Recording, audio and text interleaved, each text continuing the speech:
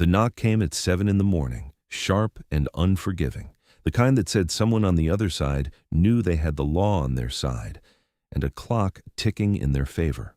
Willa Locke stood in the narrow hallway of her grandmother's house, barefoot on cold floorboards, still in the oversized sweater she'd slept in, and felt her stomach drop. She knew that knock. It was the sound of everything finally catching up. She opened the door to find a man in a cheap suit holding a leather portfolio, his smile thin and rehearsed. "Miss Locke, I'm here on behalf of Crescent Holdings regarding the outstanding loan on this property. I'm afraid we've reached the end of the grace period." He didn't wait for her to respond, just opened the portfolio and pulled out a sheaf of papers. "The house is scheduled for foreclosure proceedings beginning today. You have 72 hours to vacate." Willa's throat closed. She'd known the debt was there, looming like a shadow ever since her grandmother died 6 months ago. But she'd been scraping together what she could, calling the lender every week, begging for extensions. Crescent Holdings had bought the loan 2 months ago, and everything had changed. No more extensions, no more negotiation, just this man on her doorstep with foreclosure papers and that practiced, indifferent smile. "I've been paying," she said, hating how small her voice sounded. "I sent a check last week." "Which didn't cover the arrears, interest, or fees," the man said smoothly. "Miss Locke, I understand this is difficult, but the terms are clear. Crescent Holdings has been more than patient." "Patient?" The word came out sharp. "You bought the loan and doubled the payment. I can't—" "Then you should consider signing the voluntary surrender." He held out a pen. "It'll make the process much easier for everyone."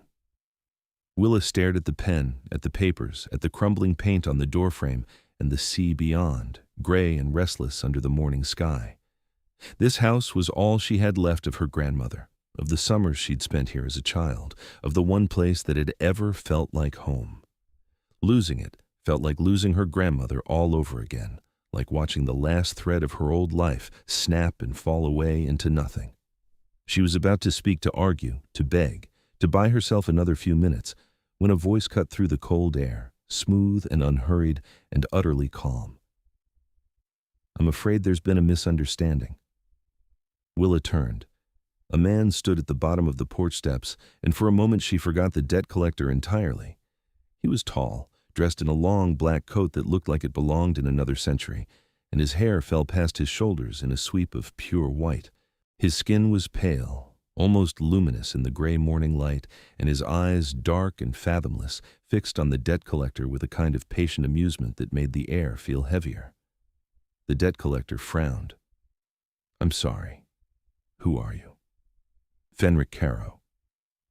The man climbed the steps with an easy grace, and Willa found herself stepping back without meaning to, not out of fear, but something else, something that made her pulse quicken. "I purchased Miss Locke's debt 3 days ago. Crescent Holdings no longer holds any claim to this property." The debt collector's smile faltered. I wasn't informed. Your employer's oversight, not mine." Fenrick's tone didn't change, still calm, still faintly amused, but there was steel underneath. "I suggest you contact them before you continue. You're trespassing on my intended's property." "Your intended?" The debt collector looked between them, confusion shifting to suspicion. "She is betrothed to me," Fenrick said, and the words hung in the air like a pronouncement, formal and absolute. "Under the terms of the blood law, any debt she carries is now mine to settle or forgive. You have no standing here." Willa stared at him. Betrothed? Blood law? She'd never seen this man before in her life, and yet he stood there with the casual certainty of someone who'd just stated an obvious fact, as if announcing their engagement to a stranger on her doorstep was the most natural thing in the world. The debt collector's jaw tightened. "I don't know what kind of game you're playing, but Crescent Holdings has legal documentation, which is now void." Fenrick reached into his coat and pulled out a folded piece of paper, handing it to the man with the same easy grace. "The transfer of debt, notarized and filed with the appropriate authorities. If your employer wishes to contest it, they're welcome to bring the matter before the courts." "I suspect they won't." The debt collector scanned the paper, and Willa watched his face pale. Whatever he saw there, it was enough. He folded the document with shaking hands and shoved it back at Fenrick. "This isn't over." It is, Fenrick said gently, but you're welcome to try. The man turned and walked away, his footsteps hard and fast on the gravel path, and a moment later an engine started and tires crunched over stone. Willa stood in the doorway, her heart pounding, and stared at the stranger who'd just claimed to be her fiancé. Fenrick turned to her, and his expression softened. I apologize for the theatrics. May I come in? She should have said no, should have demanded answers right there on the porch. But there was something about him, something in the way he looked at her, warm and patient and utterly unafraid, that made her step aside. He walked into the house, glancing around at the faded wallpaper and the old furniture, the stacks of her grandmother's books and the photographs on the mantel. It's lovely, he said, and he sounded like he meant it. Willa closed the door and crossed her arms, trying to steady herself. Who are you? I told you. Fennrick Carrow. That's a name, not an explanation. She took a breath. You just told a debt collector I'm engaged to you. We've never met. No, he agreed. We haven't. So why? Because Crescent Holdings is a front? He turned to face her, leaning against the back of the old sofa with his hands in his pockets, utterly relaxed. They're owned by the Draven clan, vampires who've been buying up coastal properties for the past decade. They've been foreclosing on human families, taking homes for a fraction of their value and expanding their territory without anyone noticing. Willa blinked. Vampires? Yes. You're telling me vampires are trying to take my house? Were, Fenrick corrected. They no longer have a claim.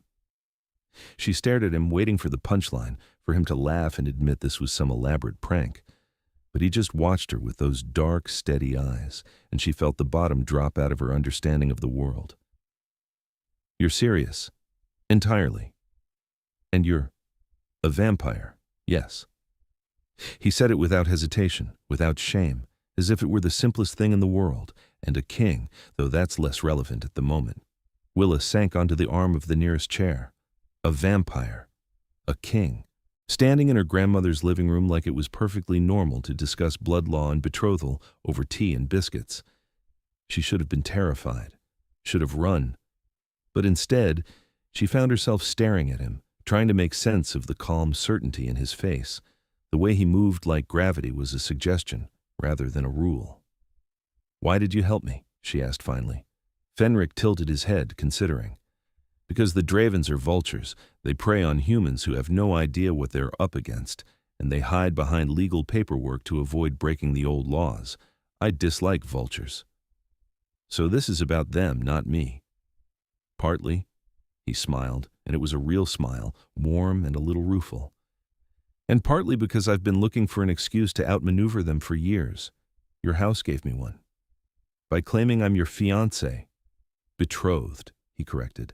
It's a legal distinction. Under blood law, a king's intended is protected from any external claims or debts. The moment I invoked the betrothal, your debt became mine, and the Dravens lost their leverage. Willa shook her head slowly. So it's fake. A legal fiction. Yes. There was no hesitation, no attempt to soften it. Though it's binding enough that they can't challenge it without risking a formal dispute, which they won't do. The Dravens are cowards at heart. She didn't know why that stung. Maybe because for a moment, standing on the porch with him looking at her like that, she'd felt something shift inside her, something warm and unexpected, which was absurd. He was a stranger, a vampire, a king who just admitted he was using her as a pawn in some ancient political game. And yet, what happens now? She asked. Now? Fenrick straightened. You keep your house. I'll handle the debt, make sure the Dravens understand the matter is closed. You can go back to your life. Just like that. Just like that. It was too easy. Too neat. Willa stood, crossing her arms again, trying to think through the exhaustion and confusion. And in return? Nothing. He met her eyes, and there was something in his gaze that made her breath catch. I'm not here to take anything from you, Willa. I came because I could help, and because watching the Dravens lose something they thought they'd won is deeply satisfying. She wanted to believe him. God, she wanted to believe him, but nothing in her life had ever been that simple, and she couldn't shake the feeling that there was more he wasn't saying. I don't understand, she said quietly. Why me? Why this house? There have to be dozens of people the Dravens are doing this to. Why did you pick me?" Fenrick was silent for a long moment, and something shifted in his expression, something she couldn't quite read. "Because I happened to be passing through when I heard about the foreclosure," he said finally. "Because this house is beautiful and shouldn't be lost to predators. Because—" He stopped, shook his head. "Does it matter?" "Yes," Willa said. "It matters to me." He looked at her, really looked at her, and she felt the weight of it, the way his gaze seemed to see straight through her. "Then maybe I don't have a good answer yet," he said softly. "Maybe I'm still figuring that out." The honesty of it caught her off guard. She'd expected a smooth lie, a deflection, but instead he'd given her the truth, raw and uncertain, and it did something to her chest, made it hard to breathe. "Okay," she said. "Thank you. For helping. Even if I don't understand why." Fenrick smiled again, and this time it reached his eyes.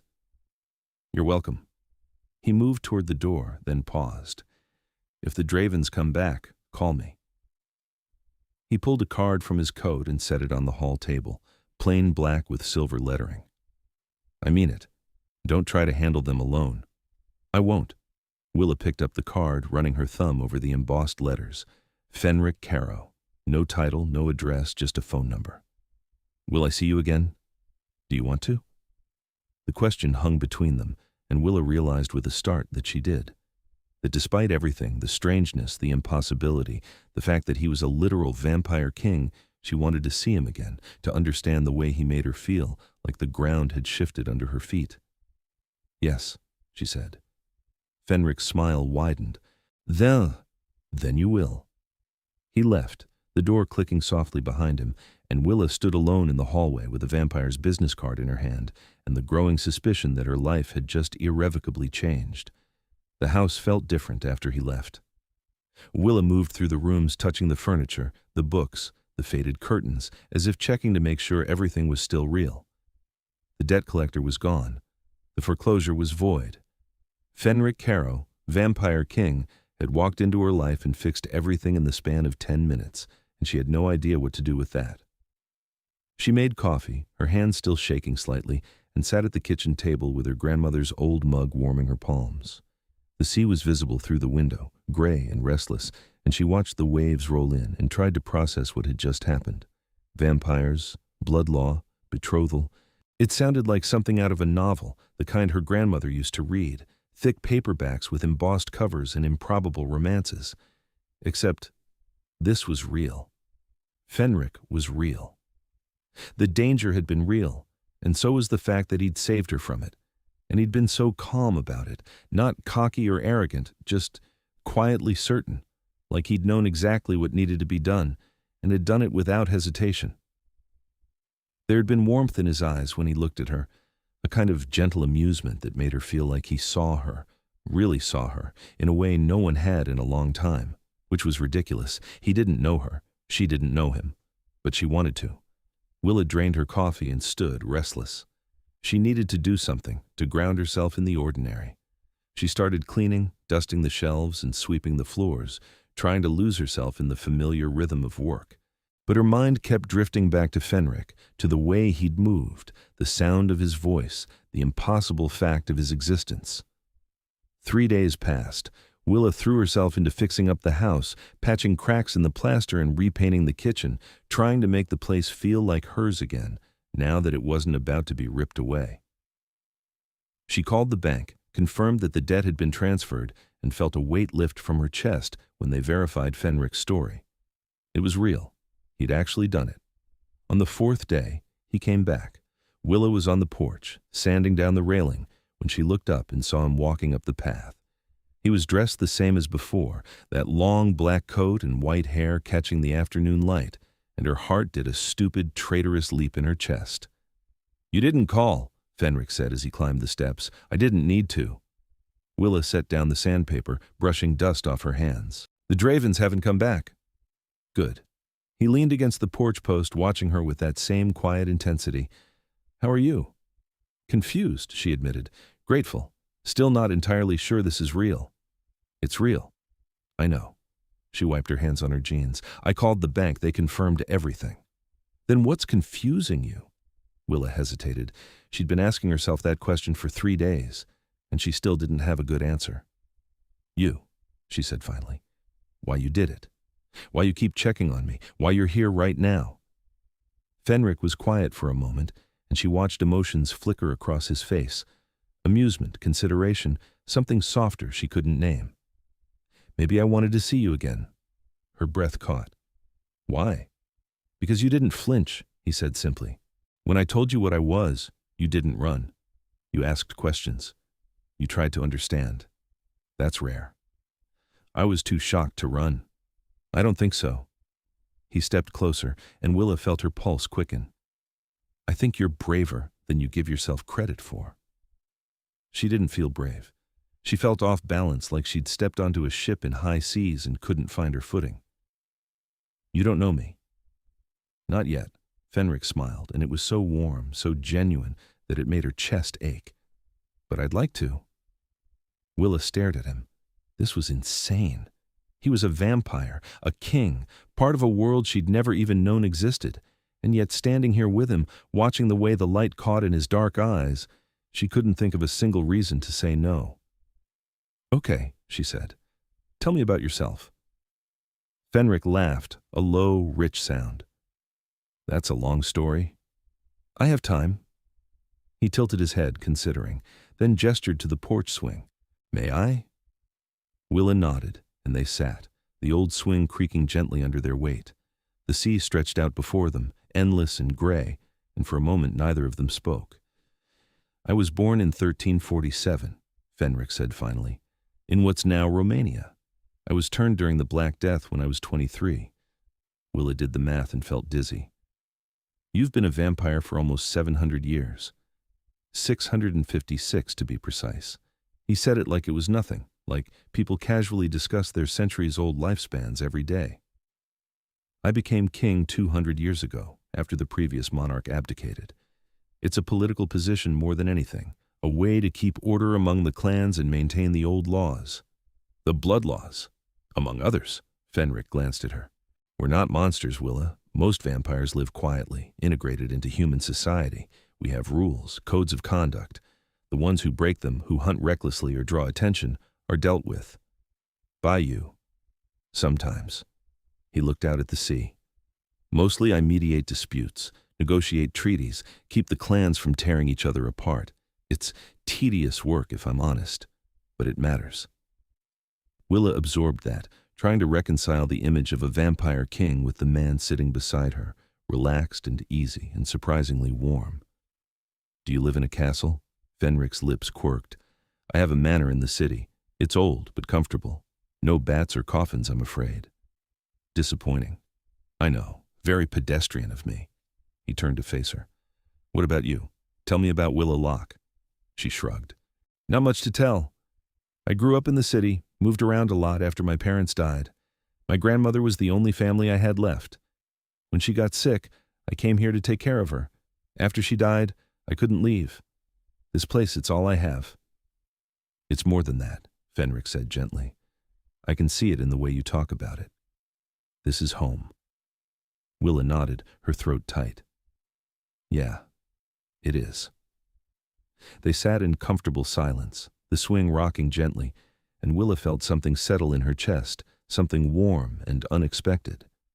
This man, this vampire, had shown her more kindness in a few days than anyone had in years. He'd saved her house, asked for nothing in return, and now he was here, talking to her like she mattered, like he genuinely wanted to know her. It was dangerous, she knew. Dangerous to feel this pull toward him, this growing warmth that made her want to lean closer, to trust him. He'd told her the betrothal was fake, a legal fiction, and she needed to remember that, needed to protect herself. But when he looked at her like that, all her careful walls felt paper thin. Will you stay for dinner? The words were out before she could stop them. Fenrick's smile was answer enough. I'd like that. They cooked together, a simple meal of pasta and vegetables, and Willa marveled at how normal it felt, how easy. Fennrick moved around the kitchen with quiet competence, chopping garlic and stirring sauce, and they talked about everything and nothing, books, music, the house, the sea. He told her stories about centuries past, about the places he'd seen and the people he'd known, and she found herself laughing, the sound surprising her. When had she last laughed like that? They ate on the porch as the sun set, painting the sky in shades of amber and rose, and Willa felt something unfurl inside her, something that had been clenched tight for so long she'd forgotten it was there. Hope, maybe, or the beginning of something like it. Fennrick left as night fell, and Willa stood in the doorway watching him disappear into the darkness, her heart full of questions she didn't know how to ask. He came back the next day, and the day after that. Each visit was easy and unforced, just an hour or two of conversation, of learning each other's rhythms. Fennrick brought her books from his personal library, first editions in rare volumes that made her hands shake when she touched them. They walked along the beach, the waves crashing beside them, and he told her about the vampire world, the politics and power struggles, the ancient feuds and fragile alliances. And slowly, carefully, Willa felt herself falling. It was terrifying and exhilarating in equal measure. She'd been alone for so long, carrying the weight of her grandmother's illness and death, the fear of losing the house, the exhaustion of just surviving. And now, here was Fennrick, solid and steady and impossibly kind, looking at her like she was something precious. She knew it was dangerous, knew she should guard her heart, should remember that he was a king, immortal and powerful, part of a world she didn't understand. But every time she saw him, every time he smiled at her or said her name in that low, warm voice, she fell a little harder. 2 weeks after their first meeting, Fennrick arrived at dusk with a bottle of wine and a serious expression. Willa let him in, her stomach tightening at the change in his demeanor. "What's wrong?" she asked. Fennrick set the wine on the table and turned to face her. "I need to tell you something." Willa's heart sank. "Okay." He took a breath, and for the first time since she'd met him, he looked uncertain. "The betrothal I used to protect you from the Dravins, it's real in the legal sense, but it's not the whole truth." "I know," Willa said. "You told me it was a fiction." "It is, but there's more." Fennrick ran a hand through his hair, a gesture so human it made her chest ache. "I'm bound by another treaty. A marriage contract arranged 30 years ago between my clan and the Morozov line. It's meant to unite two of the oldest vampire families, to end a feud that's lasted centuries." Willa felt cold. "You're engaged." "In name only. I've never met Yelena Morozov. The wedding is scheduled for 6 months from now, and it's purely political, a formality." "But you're going through with it." Fenrick's jaw tightened. "I don't have a choice. If I break the treaty, it could start a war. The Morozovs are powerful, and they have allies. Thousands could die." Willa sank onto the sofa, her mind reeling. Of course there was something. She'd felt it, that nagging sense that this was too good to be true, that a man like Fennrick couldn't just walk into her life and stay. "Why are you telling me this now?" she asked quietly. Fennrick crossed to her, kneeling so they were eye to eye. "Because I can't keep lying to you. Because these past 2 weeks, Willa, I didn't expect this, didn't expect you." "Don't." The word came out sharper than she meant. "Don't say things like that if you're going to marry someone else." "I don't want to marry her," Fennrick said fiercely. It doesn't matter what you want." Willa stood, needing distance, needing air. "You have responsibilities. A treaty. People depending on you. I understand that." "Do you?" Fennrick rose, and there was pain in his eyes now, raw and real. "Because I'm not sure I do anymore. I've spent 200 years putting duty first, maintaining peace, playing the role. And then I met you, and suddenly none of it makes sense." Willa's breath hitched. "You barely know me. I know you're brave and stubborn and kind. I know you love this house and the sea and your grandmother's memory. I know you make me feel things I haven't felt in centuries." He stepped closer. "I know I think about you constantly, that every moment I'm not here feels like wasted time. And I know that walking away from you to marry someone I've never met, someone I don't love, would be the biggest mistake of my very long life." She wanted to believe him. God, she wanted to believe him so badly it hurt, but the reality was right there between them, cold and immovable. "You can't break the treaty," she said, "not without consequences. Then we don't have a choice." Fennrick reached for her hand, and she let him take it, let him thread his fingers through hers. There's always a choice. It just might cost something. Like a war. Maybe. Or maybe there's another way. He met her eyes. Let me try. Let me find a way out of this that doesn't end with me losing you. Willa's heart cracked open. She wanted to tell him to stop, to walk away, to save himself and his people. But instead, she squeezed his hand and whispered, "Okay." Fennrick left that night with a promise to return, and Willa lay awake for hours, staring at the ceiling and trying not to hope.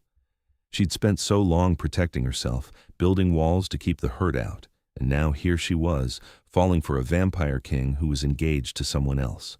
It was the worst possible timing, the most doomed situation she could imagine. And yet. The next morning, Willa woke to find a letter slipped under her door. She recognized Fenrick's handwriting immediately, elegant and precise on the thick paper. "I'm looking into the treaty, searching for a loophole or a way to dissolve it without bloodshed. It may take time. Please be patient with me. And please, don't give up on this on us. You've become something I didn't know I was missing, and I won't let you go without a fight." Willa pressed the letter to her chest and let herself cry, relief and fear and something dangerously close to joy, all tangled together. She spent the next week trying to focus on the house, on the repairs and renovations, but her mind kept drifting to Fennrick. He didn't visit, and she understood he was probably buried in research, in meetings with advisors and lawyers, trying to find a way out of the impossible situation. But she missed him with an intensity that scared her, missed his presence and his voice and the way he made her feel safe. On the 8th day, a car pulled up to the house. Willa watched from the window as a woman stepped out, tall and pale with hair like spun silver and eyes the color of ice. She moved with a predator's grace, and Willa knew without being told that this was a vampire. The woman knocked, and Willa opened the door with her heart in her throat. "Willa Locke?" The woman's voice was cold, precise. "I am Yelena Morozov. I believe you know why I'm here." Willa forced herself to stay calm. "You should probably come in." Yelena entered, her gaze sweeping over the interior with barely concealed disdain. "So this is the house that started all the trouble. How quaint." "What do you want?" Willa asked, crossing her arms. Yelena turned to face her. "To understand what game you're playing. Fennrick Carrow is bound to me by treaty, and yet I hear he's been spending his time here with a human, claiming some absurd betrothal to circumvent a debt. It's insulting." "I didn't ask him to do that," Willa said. "He made that choice on his own. Because you manipulated him." "I didn't manipulate anyone." Willa's temper flared. "I didn't even know vampires existed until he showed up. If you have a problem with Fenrick's choices, take it up with him." Yelena's smile was sharp. "Oh, I intend to. But first, I wanted to see the little human who thinks she can steal a king." "I'm not trying to steal anyone." "Aren't you?" Yelena stepped closer, and Willa felt the temperature drop. "You must know he can't break the treaty. That doing so would cost him everything, his position, his allies, possibly his life. And yet here you are, letting him throw it all away for someone who won't even live a fraction of his lifetime." The words cut deep, hitting every fear Willa had been trying to ignore. Yelena was right. Even if Fennrick found a way out of the treaty, what then? She was human, mortal, and he was immortal. She'd grow old and die while he stayed young. She'd be gone in the blink of an eye for him, and he'd be left alone, having sacrificed everything for a handful of decades. It was hopeless. "I can see you understand," Yelena said, her voice softening into something almost pitying. "He cares for you. I can see that. But caring isn't enough. He has responsibilities, duties that go far beyond his personal desires. The treaty between our families has kept peace for 3 decades. Breaking it would destabilize everything."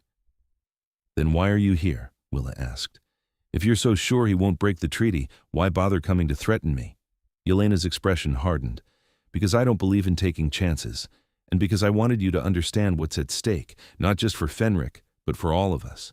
Vampire society is fragile, held together by alliances and old laws. If he breaks this treaty for you, others will follow. Marriages will dissolve, feuds will reignite, people will die. So I'm supposed to just walk away. If you care for him, yes." Yelena moved toward the door. "Let him go. Let him do what he was meant to do. It's the kindest thing you could do for him." She left, and Willa stood alone in the sudden silence, her heart breaking. Fennrick returned that night, and Willa knew he could see it in her face, the decision she'd been wrestling with all day. "She came to see you," he said, his voice tight. "Yelena." "Yes." Willa wrapped her arms around herself. "She told me about the treaty, about what breaking it would mean." Fenrick's jaw clenched. "She had no right." "She was right, though, wasn't she?" Willa met his eyes. "Breaking the treaty would cause chaos, people would die, and even if you did it, even if you chose me, what then? I'm human, Fennrick. I'll be dead in 50 years, maybe less. You'll have sacrificed everything for a blink of your lifetime. You think I care about that?" Fennrick crossed to her, his hands framing her face. "Willa, I've lived for nearly 7 centuries. I've seen empires rise and fall, watched centuries pass like seasons, and in all that time, I've never felt the way I feel when I'm with you. You make me feel alive, present, like every moment matters." Tears burned her eyes. "It's not enough.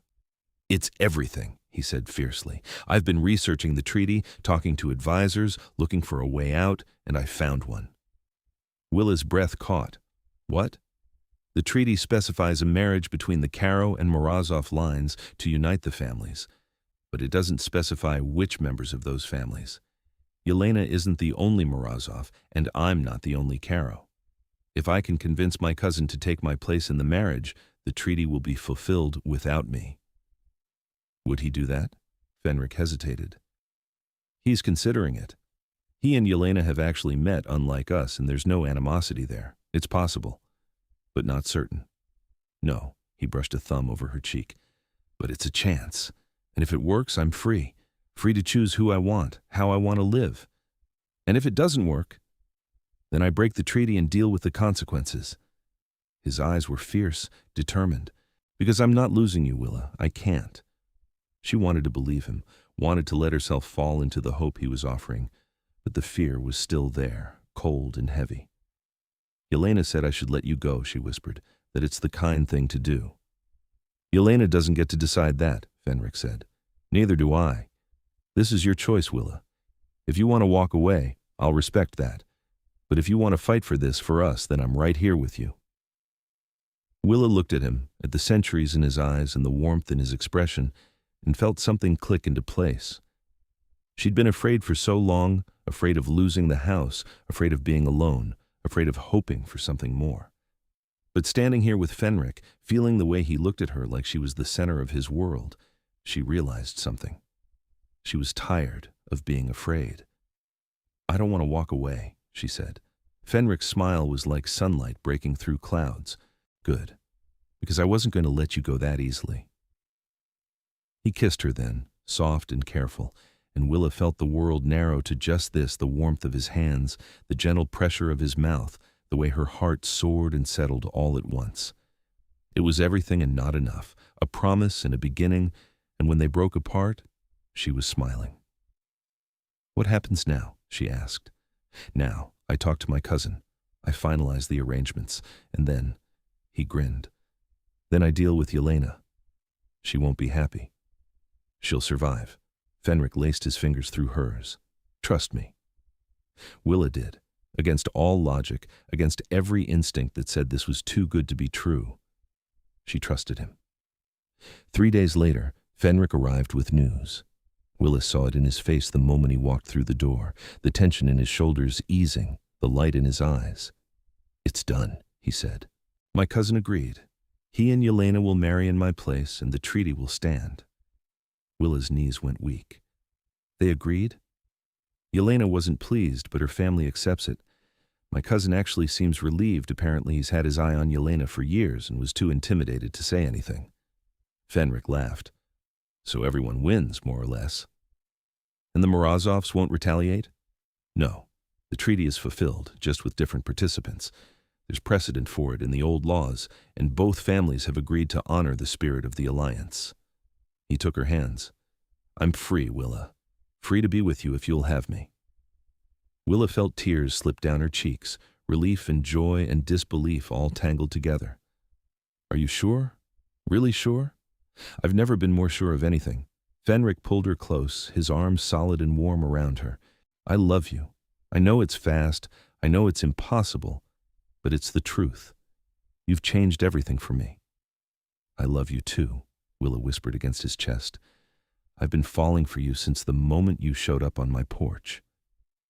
They stayed like that for a long time, just holding each other, and Willa felt the last of her fear dissolve. This was real. He was real. And somehow, impossibly, they'd found a way. The weeks that followed were the happiest of Willa's life. Fenrick moved between his manor in the city and her house by the sea, and they settled into an easy rhythm. He helped her with the repairs, using his absurd strength to lift beams and haul materials, while she painted and sanded and slowly brought the house back to life. They talked for hours, about everything and nothing, and Willa learned the contours of his mind, the way he thought and felt and saw the world. He introduced her to the vampire world carefully, bringing her to quiet gatherings where she met others, like him, ancient, powerful beings who looked at her with curiosity and occasionally respect. It was strange at first, navigating a society that operated in shadows, but Fenrick was always beside her, steady and reassuring, and she learned to find her footing. One night, as they sat on the porch watching the stars, Fenrick said, "I've been thinking." Willa glanced at him. "About what?" "About the future. About you." He turned to face her. "I'm immortal, Willa. You're not.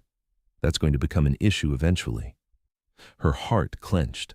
They'd been dancing around this conversation for weeks, both of them knowing it needed to happen but too afraid to start. "I know.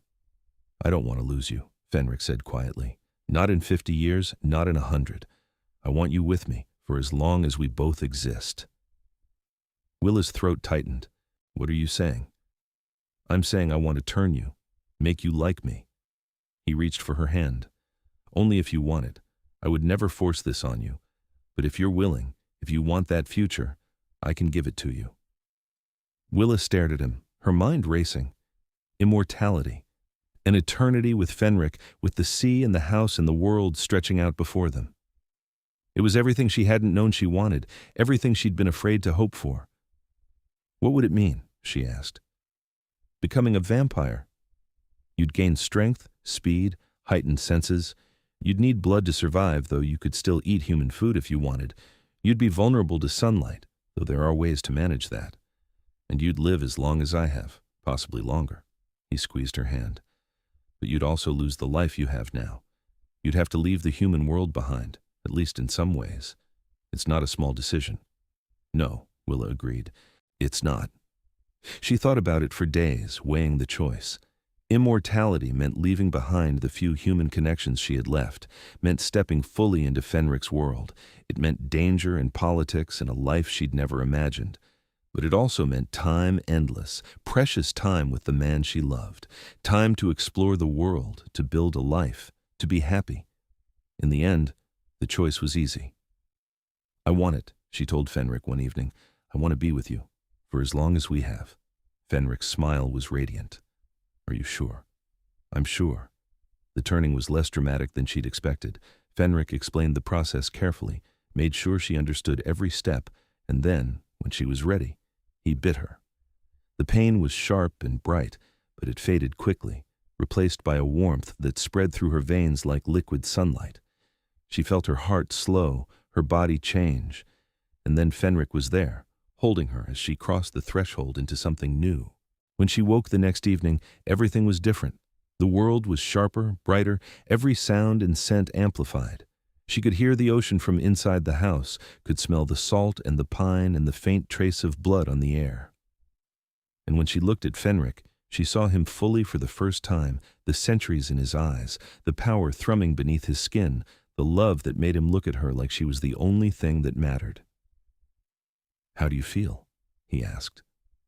Willa took a breath, testing her new senses, and smiled. Alive. They spent the next months adjusting, learning the rhythms of her new existence. Fenrick taught her to feed, to control her strength, to navigate the vampire world with confidence. And slowly, Willa found her place not as a human interloper, but as Fenrick's partner, his equal.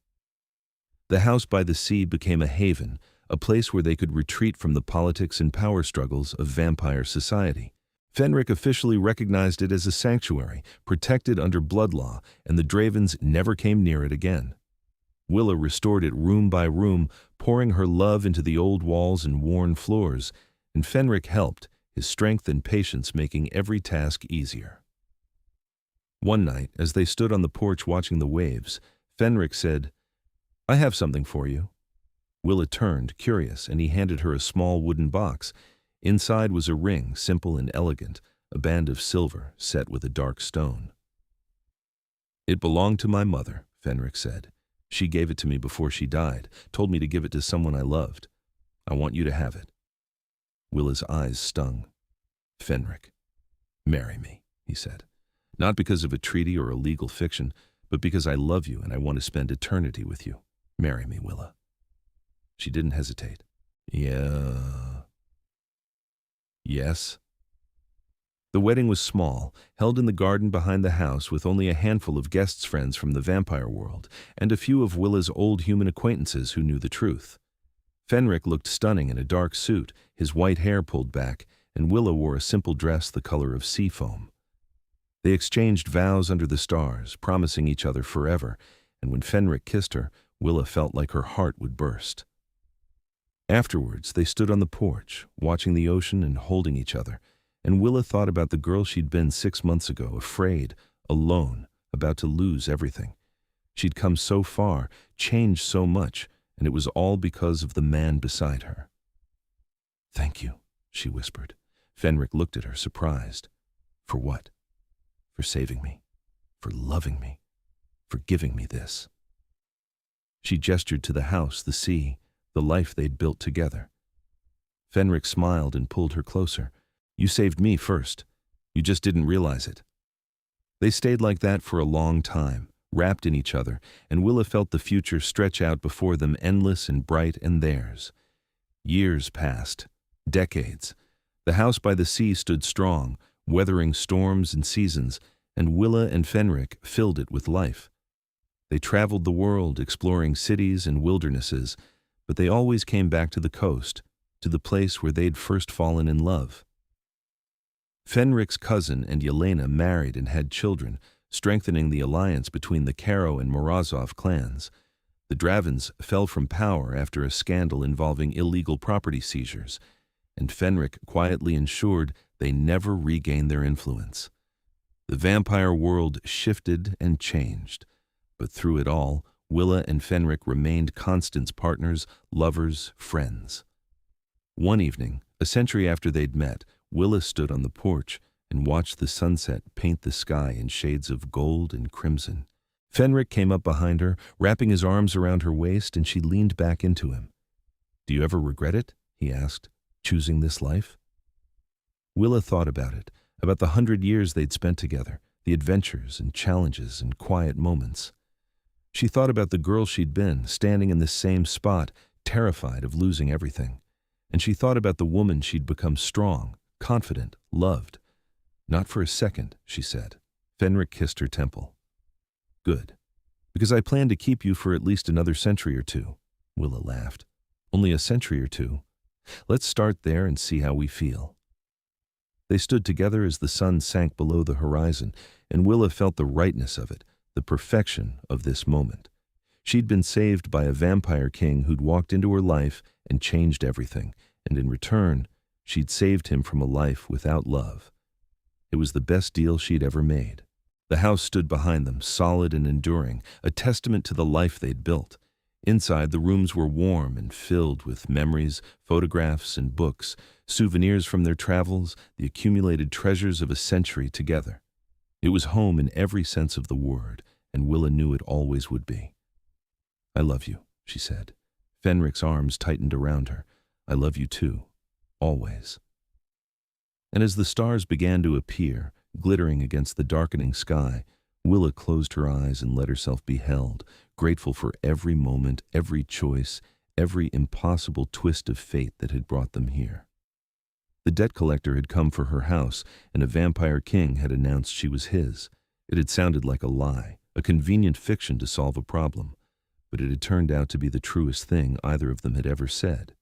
And now, wrapped in each other's arms with eternity stretching out before them, they lived in that truth fully, deeply, and without regret. Forever.